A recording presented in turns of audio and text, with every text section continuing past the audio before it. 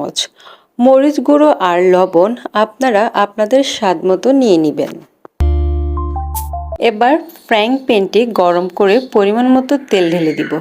প্যানের তেল গরম হতে হতে সিদ্ধ হয়ে যাওয়া কলিজাগুলো ভালো মতো সাদা পানি দিয়ে ধুয়ে নিলাম। দেখতেই পাচ্ছেন কলিজাগুলো একেবারে সুন্দর মতো সিদ্ধ হয়ে গিয়েছে। এবার গরম তেলে পেস্ট করা মশলাগুলো দিয়ে দিব। কিছুক্ষণ নাড়াচাড়া করে গ্রেভিটা একটু ঘন হয়ে আসলে গোটা মশলা আর তেজপাতাগুলো দিয়ে দিব। আপনি এখানে দারুচিনিও অ্যাড করে নেবেন। আমার কাছে দারুচিনিটা ছিল না, তাই আমি দেইনি, তো আপনি এটা অবশ্যই দিবেন। তারপর দিব টমেটো। টমেটো থেকে সস বের হওয়ার জন্য একটু পানি দিয়ে ঢেকে দিতে হবে।